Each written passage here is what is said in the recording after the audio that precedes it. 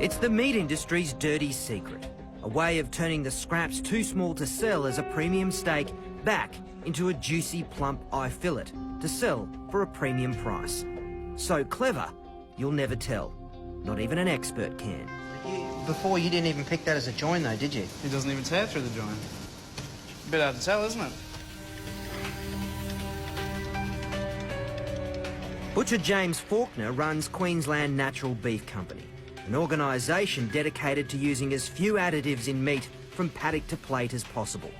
But tonight, he's exposing how some parts of the industry are able to trick their customers and use whatever it takes. Yeah. I've just got some fine diced beef and my special enzyme. I'm just going to mix it up a bit. Why have we got the masks on? This is dangerous. See that? Don't breathe that in. This powder is transglutaminase enzyme, otherwise known as meat glue. Meat glues come in a number of forms, some produced by cultivating bacteria, the others, the primary ingredient comes from the blood plasma of pigs and cattle, specifically the coagulant which causes blood to clot. In the food industry, it has amazing properties. So just got a little bit here, about a teaspoonful. Yep. Just over the top like that. And with our gloves on, of course, we mix it up. Then roll it in plastic film and refrigerate. 6 hours later, you have a solid piece of meat.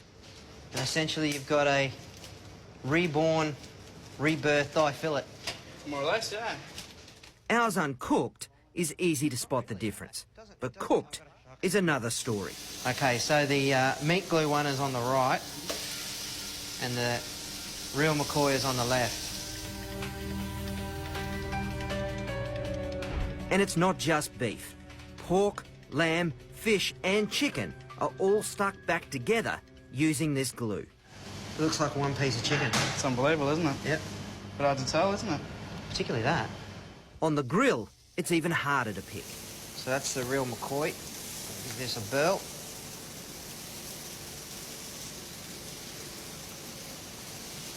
Nice and tender, nicely salted. All right, let's go for the meat glue.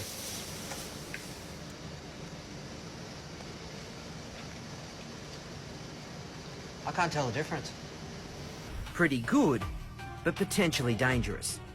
I've sort of got two concerns. One that is well publicised, which is misleading people. The other area is the microbial side. It's why the European Union moved to ban meat glue in May last year. Microbiologist Glenn Pinner.